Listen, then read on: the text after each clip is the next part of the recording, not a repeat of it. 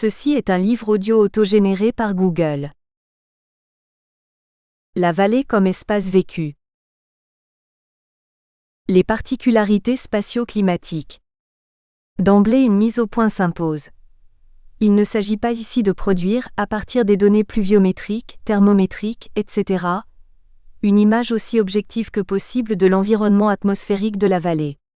Bien au contraire, nous avons choisi de développer les aspects les plus subjectifs de cette connaissance en construisant ce chapitre sur les facteurs que semblent privilégier les habitants de cette région en matière d'évaluation de leur climat. Pour ce faire, il est nécessaire de tenir compte de la manière dont il faut lire la vallée, des sens dans lesquels il faut, un peu comme une étoffe, la déplier pour en repérer la trame et la chaîne. Dire que la vallée, les vallées en général, ont un haut et un bas relève du lieu commun. L'écoulement du ruisseau, du fleuve, oriente forcément l'espace de l'amont vers l'aval. Le fait est rendu d'autant plus sensible dans le bassin de la plaine que la vallée est en quelque sorte verrouillée à son extrémité nord-est par la masse du Donon, et que, encaissée au niveau des premiers villages Raon-les-Laux, Rans-sur-Plaine, Luvigny, elle s'élargit progressivement pour s'étaler largement au-delà de Celles-sur-Plaine vers Raon-l'Étape, passant ainsi, au dire de nos interlocuteurs, d'un climat montagnard âpre et froid à une influence tempérée très sensible à Raon-l'Étape. Celles-sur-Plaine, dernier village reconnu comme faisant partie de la vallée, bénéficie déjà de cet adoucissement du climat puisque d'aucuns prétendent que la végétation des jardins à Vexincourt a 15 jours de retard sur celle de ce village plus à l'ouest. À cette particularité longitudinale qui oppose le haut de la rivière à sa confluence avec la Meurthe, et certains n'hésitent pas à y associer une opposition de tempérament entre les montagnards plus fermés du haut de la rivière et le caractère plus ouvert et moins conservateur de ceux du bas, il vient s'ajouter une distinction transversale fondée sur l'ensoleillement du bassin de la plaine elle-même. En haut de la vallée, on parle de Raon-les-Laux comme étant mieux exposé au soleil que Rans-sur-Plaine. Plus loin en aval, à Vexincourt, à Alarmont, on parle du côté de Bionville comme donnant des récoltes plus précoces et plus belles. En fait, c'est la rive droite, le côté Meurthe-et-Moselle, plus ensoleillé et moins encaissé dans les vallonnements qui est ainsi désigné. Et ce n'est pas un hasard si les quelques habitants de la vallée qui se livrent encore à des activités d'élevage ont encore essentiellement leurs prairies sur cette rive droite. Aussi le paysage a-t-il gardé en cette zone un caractère ouvert, du fait des prés entretenus, s'opposant à l'obscurité des terrains de la rive gauche plantés pour la plupart d'épicéas. La connaissance de cette particularité fait qu'encore à l'heure actuelle, nombre d'habitants de la rive gauche possèdent des terrains sur la rive droite, et que les dernières prairies de fauche se trouvent presque toutes localisées côté Bionville. Les vents. La vallée formant couloir, l'emprise des vents y est particulièrement sensible. Elle est même, pourrait-on dire, lisible dans l'univers des villages. En effet, hormis les fermes d'écart, nombreuses autrefois, disposées selon les critères contingents du relief, de l'ensoleillement, etc., les maisons sont celles traditionnelles des villages lorrains groupés, alignées le long d'une rue principale et souvent mitoyennes. La défense contre le vent dominant, désigné comme venant du sud, en fait du sud-ouest, et porteur de pluie, se remarque d'abord dans le revêtement du mur exposé, d'un lattice de bois couvert de bardeaux en forme d'écailles, des ramets d'essis comme on les désigne dans les Vosges, ensuite par des chapeaux de cheminée, les loups, plaques métalliques roulées en demi-cylindre au-dessus du conduit qui protègent des deux vents contraires qui balaient la vallée. Les loups de cheminée signalent particulièrement leur fonction dans les villages du fait de l'enfilade des maisons. Leur alignement au haut des larges cheminées frappe l'observateur de leur évidente orientation. Une cheminée d'Alarmont, 1983. Le vent du sud-ouest qui monte la vallée est le vent dominant. À tel point qu'on ne le désigne pas autrement que par le vent. Il est dit venir de Saint-Dié, et est considéré dans l'ensemble comme favorable. La pluie qui l'amène souvent n'est, on va le voir, considérée comme une calamité qu'au moment de la fenaison. Il est aussi le vent des belles pêches. Il s'oppose à la bise qui descend du Donon et qui est dit venir de l'est. C'est le vent du beau temps en été mais aussi des froids de l'hiver. Ça vient de Sibérie, affirme un ancien agriculteur de Bionville. Le vent et la bise sont aussi connus et désignés par ces termes dans la région voisine du banc de la Roche, Bas-Rhin. Dans la vallée, la bise est parfois localisée. Ici, à Celles, on disait « ça souffle du coquin » et puis la bise de la chaume des bœufs, il parlait. Là, c'était le vrai beau temps. Le grand froid, c'était la grande bise, ancien boisselier 80 ans sel. Un troisième vent ne semble faire son apparition que l'hiver. Il apporte les grands froids, on le désigne comme l'Ardenne, il est transverse à la vallée et vient du nord, nord-est. Enfin, il y a un vent intermittent et très spectaculaire, dont les manifestations les plus remarquées se situent en été. Pendant la fenaison, c'est le sauteré. Certains folkloristes, Sauvé, Richard, signalent le sauteré d'abord comme un lutin familier venant discrètement s'occuper du bétail et soigner les enfants, ensuite comme un tourbillon capable d'aspirer en un clin d'œil dans une spirale étonnante tout le foin d'un pré ou d'un chargement. Or les témoignages recueillis dans la vallée inversent tous la séquence. Si l'on nous a raconté le goût du sauteré lutin pour l'entretien nocturne des maisons, c'est déjà comme une fable plutôt lue qu'entendue, alors que l'évocation du sauteré tourbillon est pour la plupart l'objet de souvenirs personnels marquants. J'ai vu une voiture de foin. La voiture était chargée, elle est partie tout en tourbillon, elle a monté au ciel, il n'y avait plus rien sur la voiture. Il y a des tourbillons comme ça, ils enlèveraient une bonne femme, ça peut venir n'importe où. Ancien voiturier 81 ans sel. La connaissance des vents avait autrefois quelque chose d'un peu magique au dire de certains. Mon père avant 14, en allant vers Raon-les-Laux, il connaissait des vieux qui d'avance lui pronostiquaient la rencontre de cerfs à tel ou tel endroit selon le vent. Ancien voiturier 81 ans sel. Le mauvais temps. Pour compléter cette présentation impressionniste du climat de la vallée, voici quelques repères météorologiques qui, on va le voir, trahissent les préoccupations locales et révèlent une connaissance pratique naturaliste indubitable. La pluie, souvent présente mais acceptée avec philosophie, sauf par les résidents de l'été qui rêvent de soleil, est annoncée par l'oiseau qui appelle la pluie. Animal qui paraît presque mythique, si l'on s'en tient aux déclarations d'une femme de Vexincourt qui ne l'a jamais vu mais qui l'entend hennir comme un poulain lorsque la pluie va venir. Les hommes en forêt, mieux placés pour observer, savent qu'il s'agit d'un pic, certains même précisent qu'il s'agit du pic noir Dryocopus marsus, le bogbo en patois, dont le cri plaintif est très caractéristique, écrit Lefranc. Mais d'autres indices étaient lisibles. À Luvigny, assure un de nos témoins, on voit la montagne qui se rapproche, qui devient plus nette quand le temps vient à la pluie.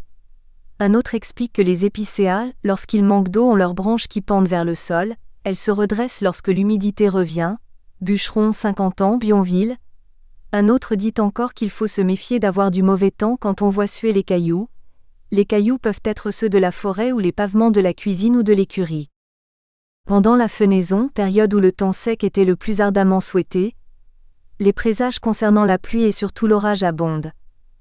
La faux laissait quelque temps dans l'herbe qui rouillait, les insectes qui se mettaient à piquer cruellement, le nuage macabre, moutonneux et sombre qui envahissait la vallée par son travers, etc. L'orage s'annonçait particulièrement par des nuages rouges à l'est, les bœufs devenaient nerveux, les oiseaux cessaient de chanter. On était dans la vallée, d'autant plus attentif à l'orage qu'il présentait un danger supplémentaire pour l'homme en forêt. Certains endroits étaient réputés attirer la foudre et il n'était pas question de se protéger sous les hautes futaies de sapins. La foudre tombait des fois sur des gros sapins. On disait un bois de tonnerre. J'ai jamais vu de hêtre foudroyé ni de chêne, faudrait demander dans les pays de feuillus. En cas d'orage, fallait pas se mettre sous un arbre. On se mettait un peu à couvert sous une roche. Ancien voiturier 81 ans sel. Est-ce par crainte pour leurs hommes en forêt? Les femmes en leur logis redoutaient aussi l'orage.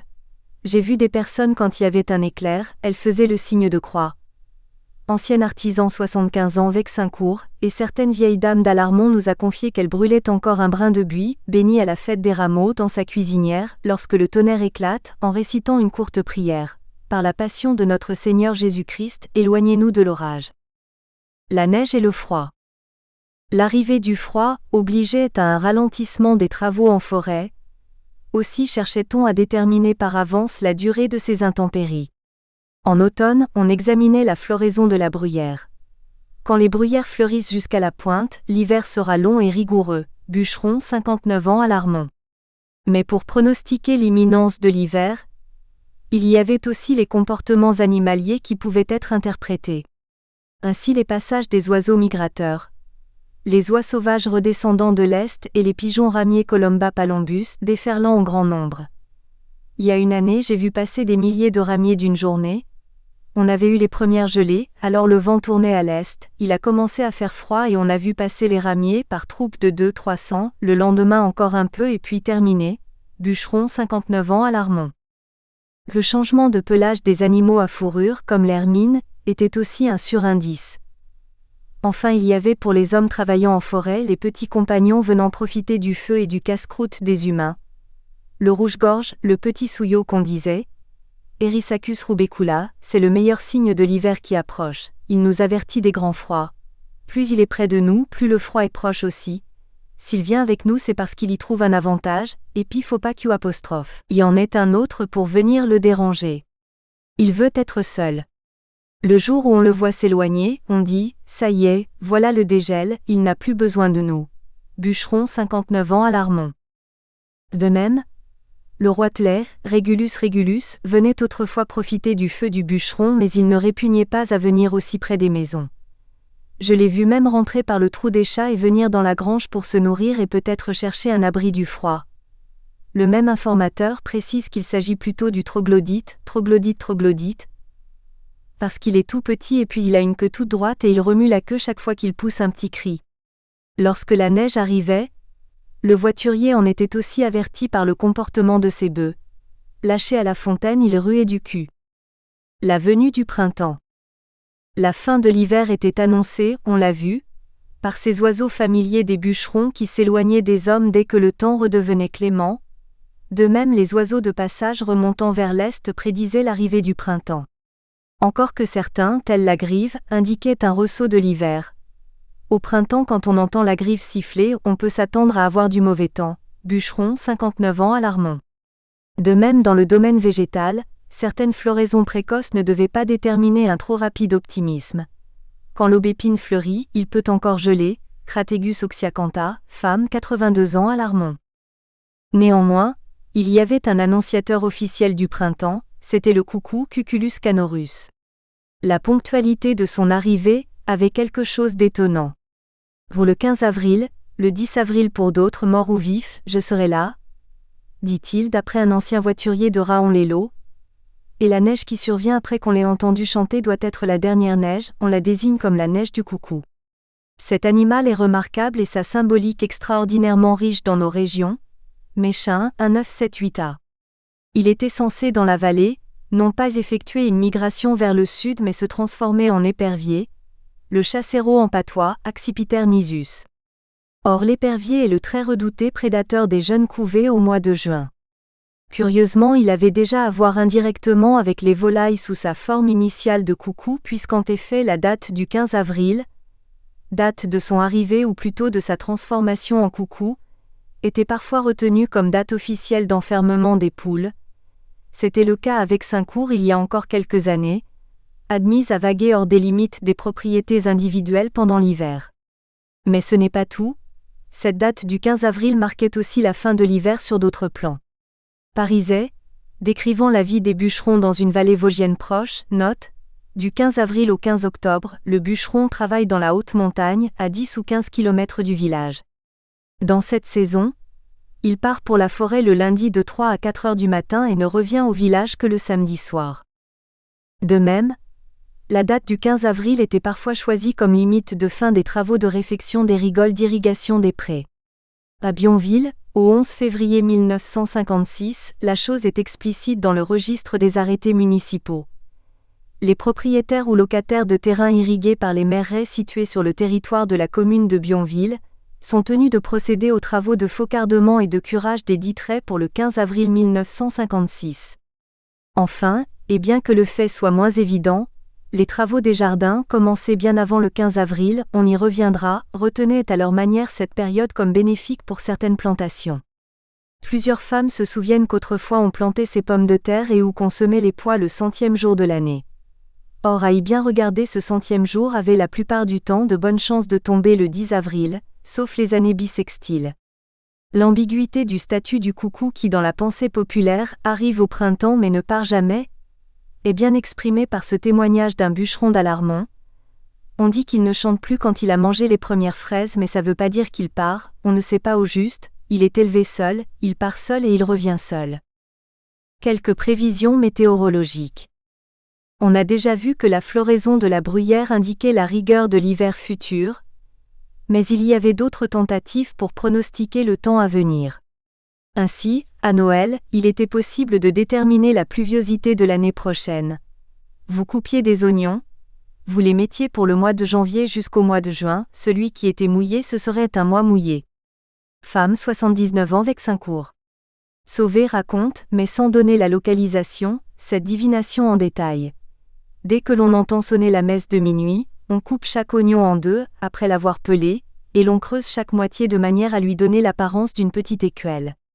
Cette besogne achevée, on aligne sur un meuble quelconque les 12 moitiés d'oignons, en donnant à la première le nom de janvier, à la seconde celui de février, et ainsi de suite jusqu'à la dernière qui représente décembre. Au fur et à mesure qu'on les dénomme, on dépose au fond de chacune d'elles une pincée de sel. Pendant 8 jours entiers il est défendu d'y toucher. Après ce délai, le premier venu peut apprendre d'un coup d'œil ce qu'il désire savoir. Si le sel s'est conservé sec dans une écuelle, le mois auquel celle-ci se rapporte sera sec. Si le sel est humide ou fondu, le mois correspondant sera mouillé. Comme on le voit, dans la vallée, la curiosité s'arrêtait au mois de juin.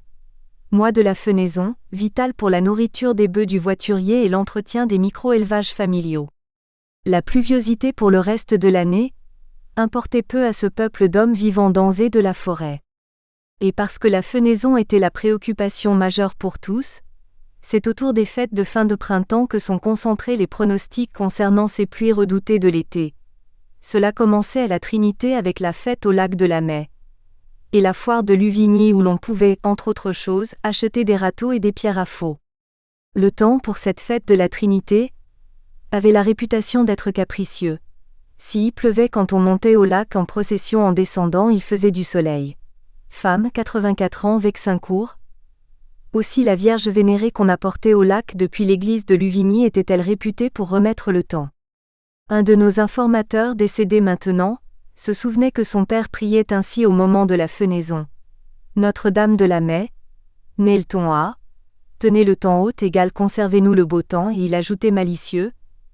Le curé et ses bigotes montaient en procession lorsque la pluie tombait trop longtemps et puis quand il refaisait sec, ils y râlaient pour que la pluie tombe. Ancien voiturier 87 ans Raon-les-Lots.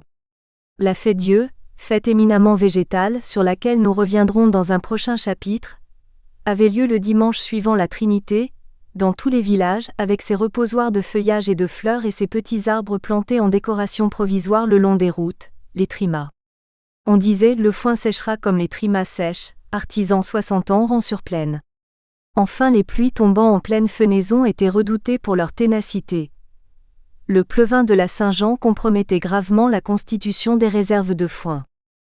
Au regard des régions voisines agricoles, la recherche de signes permettant de pronostiquer le temps semble singulièrement pauvre. Peu de dictons et peu de repères calendaires, du moins dans ce domaine. On verra dans un chapitre prochain le rôle essentiel de certaines dates dans le découpage du temps, mais ce n'est pas sur le seul cycle agricole que semble s'être organisé le calendrier singulier de cette région.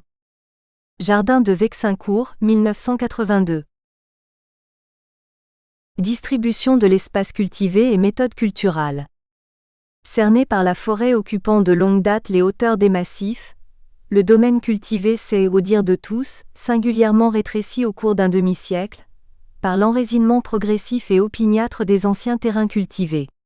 Les anciennes cartes postales et les témoignages verbaux rappellent en effet une organisation du paysage qu'on a bien du mal à imaginer aujourd'hui dans l'actuelle confusion des terres en friche et la prolifération des hagis, anciennes parcelles agricoles repiquées en épicéas. Pour lire le paysage autrefois, il y avait la pente des montagnes et le cours des ruisseaux qui permettaient en quelque sorte une mise à plat de l'espace traditionnel. Les bords de la rivière et de ses affluents étaient le domaine des prés permanents, sillonnés de raies d'irrigation soigneusement entretenus. Plus loin venait la zone des habitations, en village ou dispersée, cernée par les jardins et les vergers. Plus loin encore étaient les chènevières et commençaient les champs et les prés temporaires, les fourrières. Enfin, sur les hauteurs, régnait la forêt de sapins noirs, domaine du travail des hommes et du sauvage en tout genre, dans l'ordre zoologique et botanique. Les champs.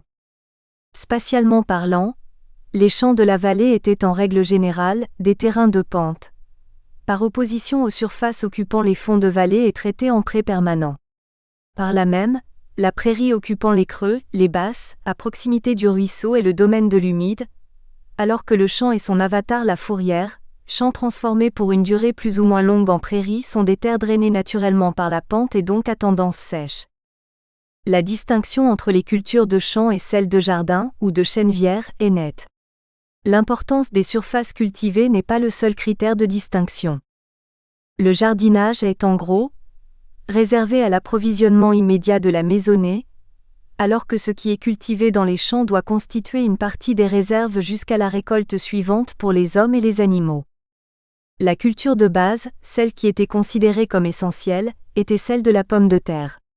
Elle alternait, au moins dans le principe, avec une année de seigle, sans intervention d'une troisième année de mise en repos de la terre comme il était d'usage dans les contrées voisines. Le seigle était, au dire des témoignages actuels, réservé à l'engraissement du porc, mais les souvenirs des plus anciens rappellent le temps où l'on faisait du pain de seigle à la maison. D'autres cultures accompagnaient parfois le seigle, soit sur des terrains séparés, soit en métailles, semences mélangées. Le blé un peu, mais il venait mal du fait de la rigueur du climat, l'avoine surtout, l'orge, le trèfle, les vesses parfois, toutes ces plantes cultivées comme nourriture des animaux. L'usage de pratiquer en culture dérobée un semis de carottes dans une culture déjà levée, dans du blé ou des betteraves, a été, au dire d'un des doyens de la vallée, 87 ans, Raon Lello, un usage adopté après la Première Guerre.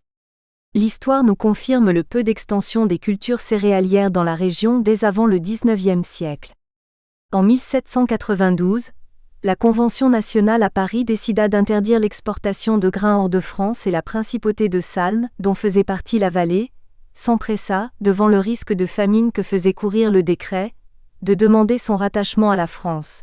L'anecdote est exemplaire, mais on est en droit de se demander quelle plante vivrière essentielle ont pu disparaître au profit de la seule pomme de terre.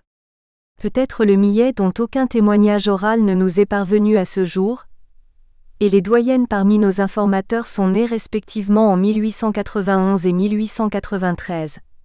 Plante sur laquelle Méline notait à la fin du siècle dernier, cette graminée n'est presque plus cultivée dans les Vosges.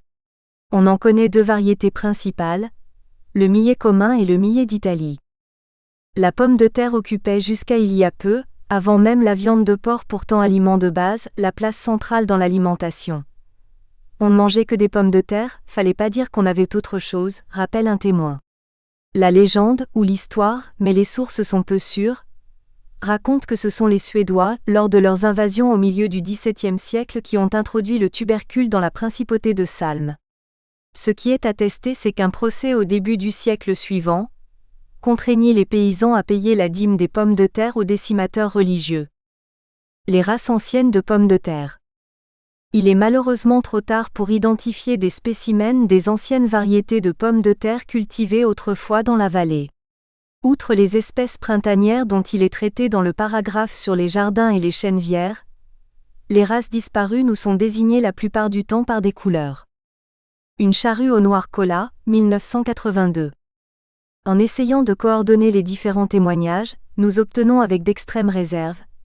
Une pomme de terre jaune égale la julienne, une rouge à chair jaune égale la colin, une violette grosse et ronde surtout utilisée pour engraisser les porcs égale la bonne Lorraine, une autre jaune égale l'abondance de Metz et une rouge égale la robine. Aucune de ces dénominations ne correspond à celle donnée par Thiriat qui énumère la Jeher blanche, la parisienne, la Kermitras et les primeurs, Saint-Jean 40 jours et grisette. Et il mentionne comme variété disparue, déjà en 1866, la périgole et l'ancienne rouge qu'on cultivait partout avant l'invasion de la maladie.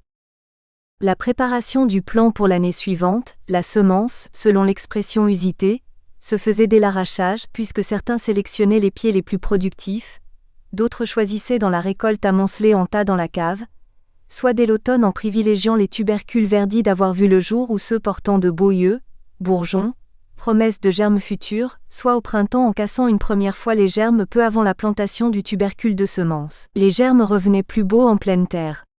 Certaines se souviennent qu'on pouvait en temps de pénurie ne planter qu'une parcelle du tubercule, portant les germes, ou bien récolter les graines pour les semer, mais la race des pommes de terre ainsi produites n'était pas garantie.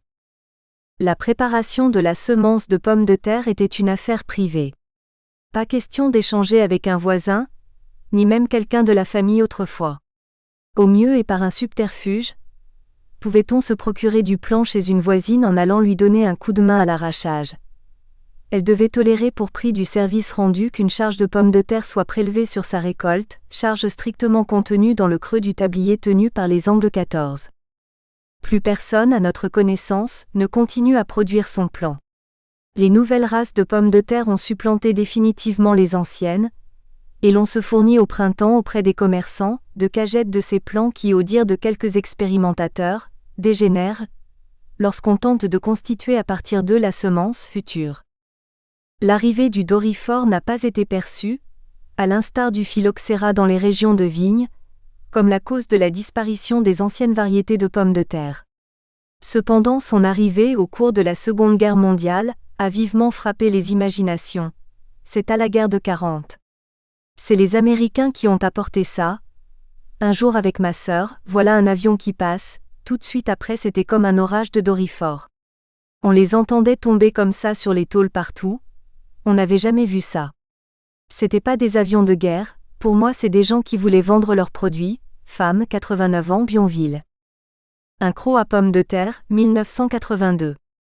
Le fait a été si brutal que d'aucuns se souviennent avoir apporté à la mairie ces curieuses larves rosées à des fins d'identification. Pour enrayer l'invasion, il fallut bien vite recourir aux pulvérisations.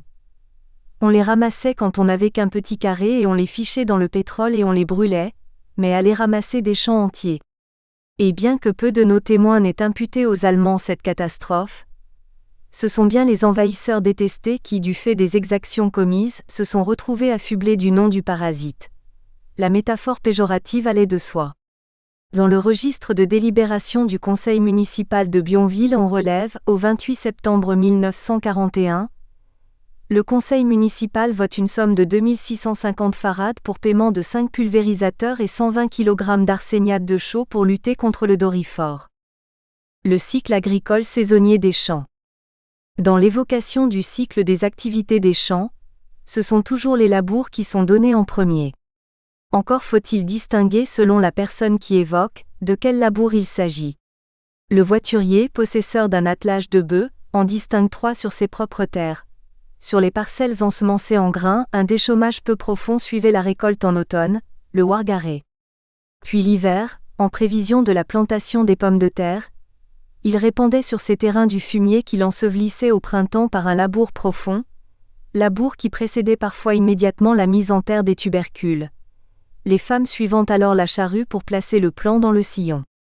Le labour à plaque effectuait la charrue à soc réversible, ou le Brabant tout métallique, dans un mouvement de va-et-vient, permettait à chaque passage de recouvrir le sillon précédent en ouvrant le suivant. Le troisième labour s'effectuait, chez les possesseurs d'attelage après la récolte des pommes de terre, juste avant de semer à nouveau des céréales. Le petit exploitant, le bûcheron, l'artisan, qui travaillaient à la main quelques champs pour nourrir leur maisonnée, eux ne connaissaient qu'un labour en fait, tous les 2 ans sur une parcelle donnée.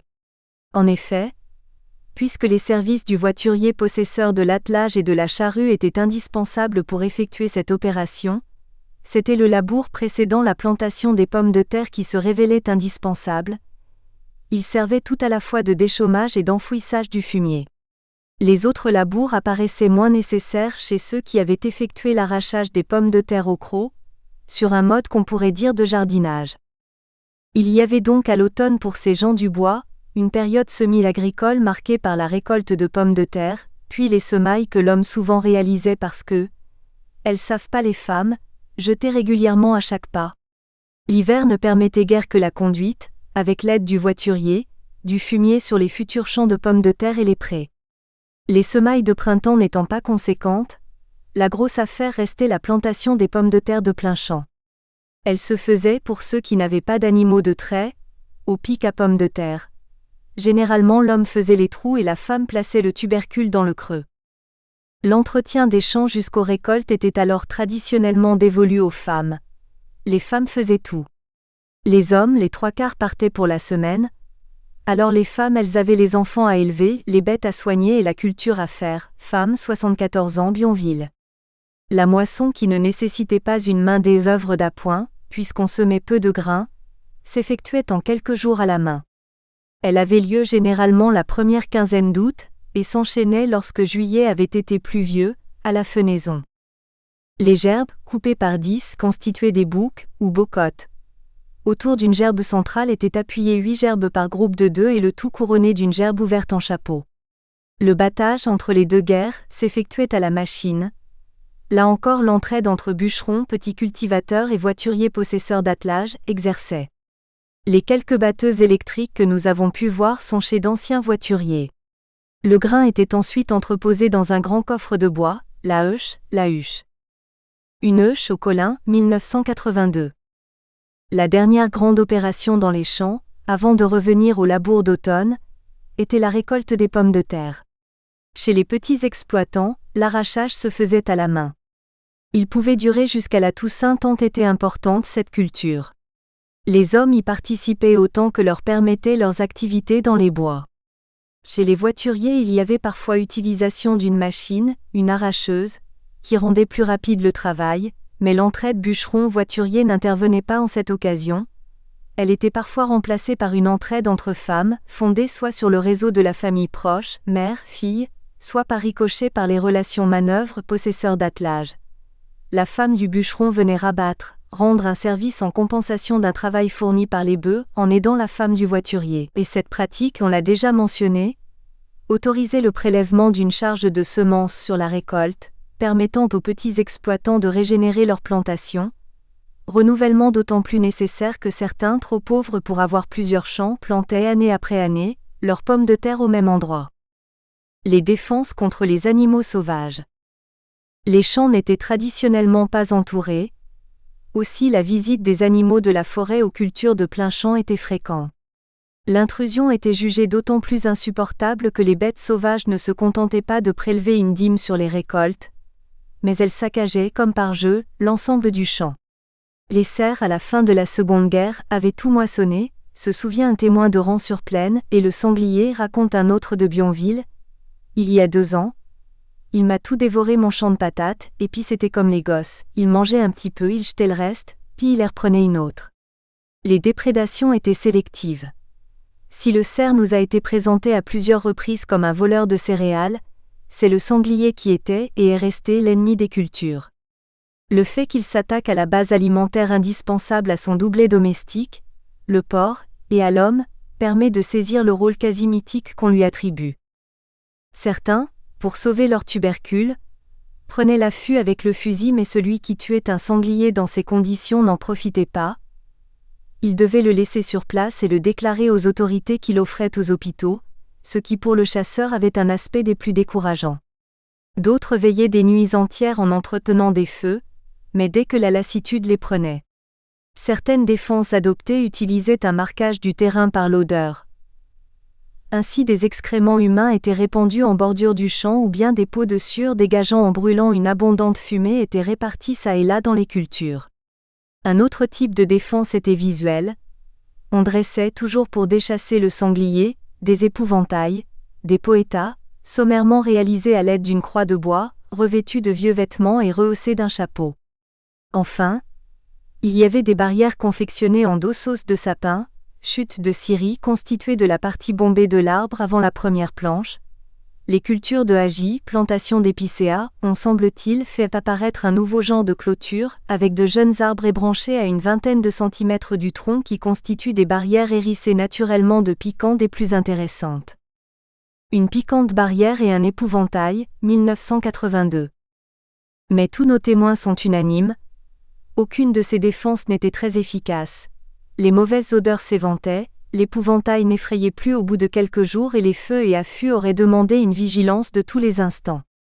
Il est certain que l'augmentation du niveau de vie a rendu moins âpre le combat défensif des réserves d'autosubsistance, mais l'abandon des cultures, lié à cette évolution, nous est toujours présenté comme une capitulation devant l'ennemi venant de la forêt. Le reboisement des parcelles anciennement cultivées, entrepris de longue date, bien avant la guerre de 1914 le mouvement était déjà amorcé, en isolant les derniers champs encore cultivés, a certes multiplié les occasions de raids de piraterie des animaux sauvages dans les cultures, mais l'émotion avec laquelle on nous raconte les hauts faits du sanglier nous font pressentir que l'enraisinement, dénoncé par les agronomes comme une rupture de l'équilibre écologique de la vallée, perturbe aussi les consciences. La venue du sanglier, d'abord dans les champs, maintenant dans les chènevières et les jardins, établit une sorte de menace latente de l'irruption du sauvage au cœur même de la zone habitée. Et cette dangereuse proximité qui était bien connue des fermes d'écart et des hameaux, atteint maintenant, fait nouveau, la zone d'habitat groupé des villages. Les prés. Les fourrières. Il existait deux sortes de terrains traités en prairies, les prés proprement dits occupant le fond de la vallée et les fourrières, outre eux, utilisés en prés temporaires. Georgel, dans son étude sur les toponymes, propose comme définition de la fourrière, endroit où l'on sert le fourrage, par extension dépendance contenant la provision de foin. Plus précisément, une fourrière est ici un assez mauvais pré que l'on met en réserve pendant plusieurs années, dont on brûle tous les ans le foin sans le couper, afin de donner à la terre un peu d'engrais. On ne fauche la fourrière qu'en cas de nécessité. 17. Dans la vallée de la Plaine, il ne semble pas que le foin produit par les fourrières ait été brûlé.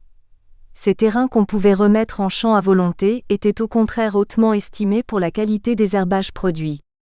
Le foin était plus dur mais plus nourrissant que celui des prés jugés trop tendres. C'étaient des tuyaux, ils étaient creux. Si la fenaison dans les prés commençait à la Saint-Jean 24 juin, celle des fourrières, terres sèches non soumises à l'irrigation, était parfois entreprise dès la Fête-Dieu, donc souvent en mai. Les quelques rares témoignages de vaines pâtures et de garde des vaches après les regains concernent ces prairies provisoires. La fragilité des sols du fait de l'irrigation interdisait toute pâture des animaux dans les prés bas.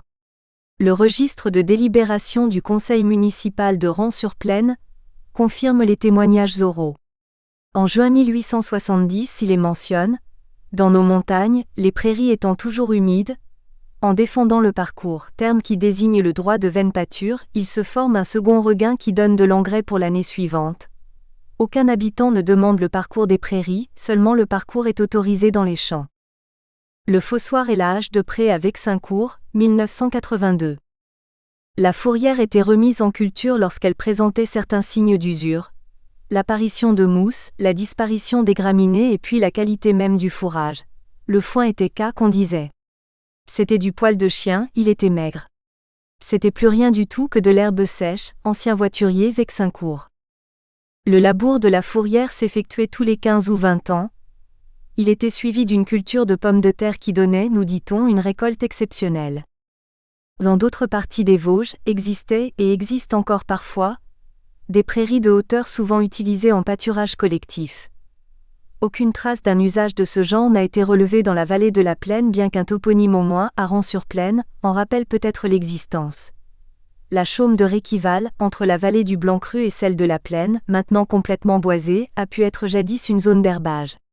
Mais ce défaut de pâturage de hauteur, utilisé pour l'estive des vaches chez les marcaires des Hautes-Vosges, confirme l'absence de vocation fromagère de cette vallée, spécialisée de longue date dans l'exploitation de la forêt. Les prés irrigués.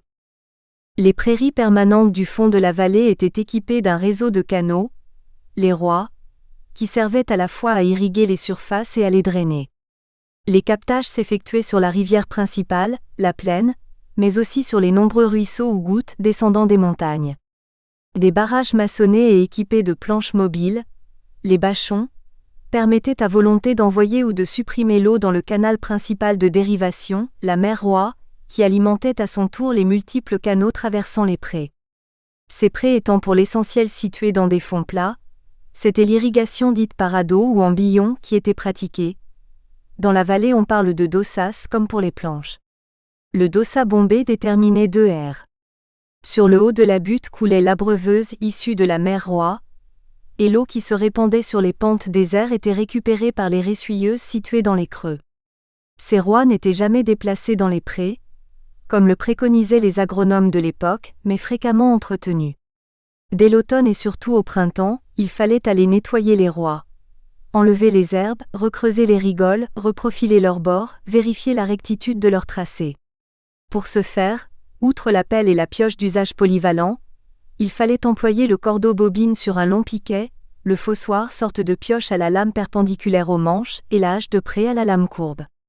L'entretien des petites roies était laissé au bon vouloir de chacun, mais la mère roie qui alimentait un ensemble de prés devait être entretenue par l'ensemble des propriétaires desservis.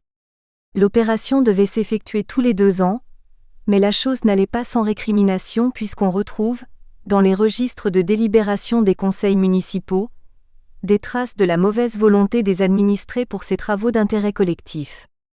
Ainsi en 1948 dans les archives de Bionville, on relève « Considérant que le libre écoulement des eaux intéresse tout à la fois l'agriculture et la sécurité publique, le Conseil émet le vœu que le curage à Vieux-Bord soit ordonné autant que possible pour ne pas nuire aux récoltes, du 15 octobre au 15 février et exécuté par les riverains ou à leurs frais. » En 1955 le même registre consigne « Le curage et le faucardement des merraies de la commune n'a pas été exécuté depuis 1946, il devient de ce fait absolument indispensable. » L'entente n'était pas non plus parfaite à propos de la mise en eau des prés.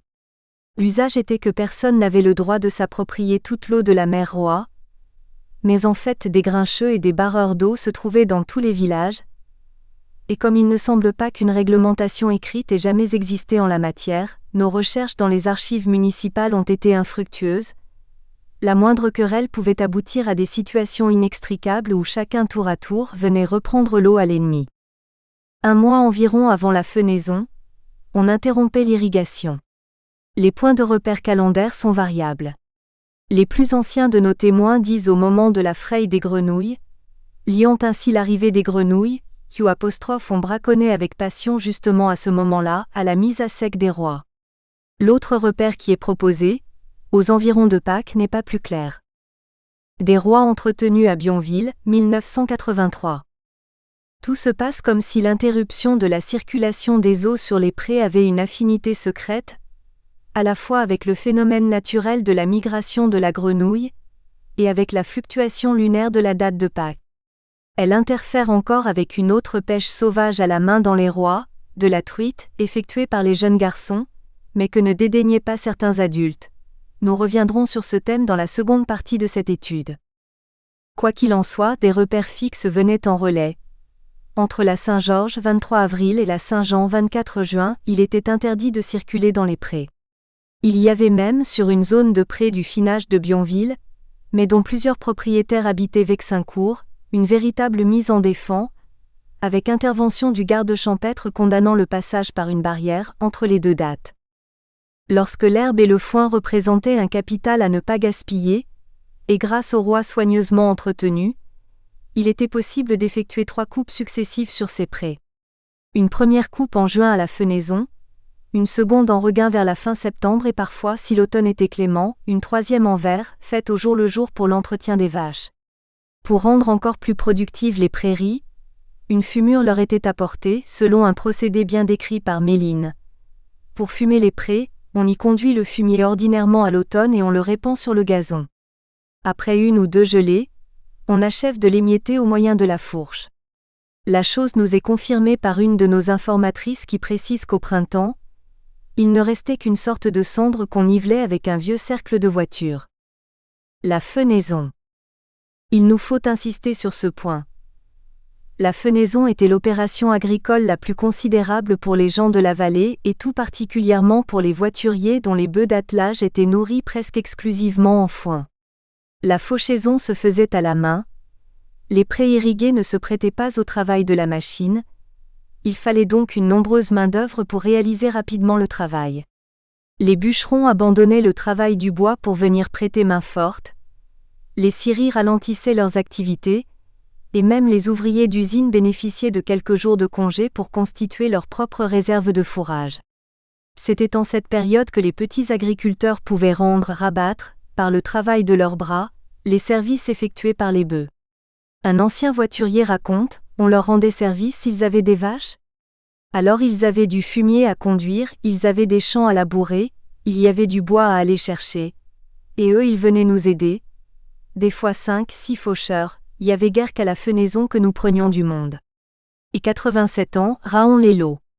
La date de commencement des travaux coïncidait souvent avec la Saint-Jean, 24 juin. Aucune manifestation ne pouvait avoir lieu en cette période d'intense activité. À tel point que la fête de Celles-sur-Plaine, initialement placée à la Saint-Pierre et Saint-Paul, 29 juin, s'est trouvée déplacée au 1er août, Saint-Pierre-aux-Liens pour cause de fenaison. Ceci explique aussi l'absence autrefois de feux traditionnels de la Saint-Jean, ceux qui sont réalisés maintenant sont d'invention récente. Les bûres, c'était au carnaval. Des bûres on n'en faisait point nous à la Saint-Jean, on était en pleine fenaison 1. Ancien voiturier 87 ans Raon-les-Lots. Pas de fête paroissiale donc ni de feu de Saint-Jean, mais aussi peu de mariages en cette période, comme le confirme un rapide sondage que nous avons effectué dans les registres de Celles-sur-Plaine, Alarmont et Rans-sur-Plaine entre 1883 et 1913. 0,5% à Celles, 0,4% à Alarmont et 0,3% à Rans-sur-Plaine pour le mois de juillet. Le fauchage quotidien pour approvisionner en herbage vert, l'élevage familial était généralement effectué par les femmes. Cependant pour la fenaison, c'étaient les hommes qui fauchaient. Les femmes intervenaient en renfort pour manier les râteaux du fanage et aider au chargement et déchargement des voitures. Mais elles étaient surtout réquisitionnées aux fourneaux pour préparer les nombreux repas, plus copieux qu'à l'ordinaire, qui émaillaient ces très longues journées. Le fauchage en effet commençait bien avant le lever du soleil, parfois vers 3-4 heures du matin. L'herbe était plus facile à couper, mais surtout les insectes ne venaient pas ennuyer les faucheurs. Plus tard dans la journée, pour éloigner les tentes, auvons et les moustiques, bowotes, il fallait se passer dans la fumée d'un petit feu. Nous espérons que vous avez apprécié cet aperçu. Pour continuer à écouter ce livre audio sur Google Play Livres, utilisez le lien dans la description de la vidéo.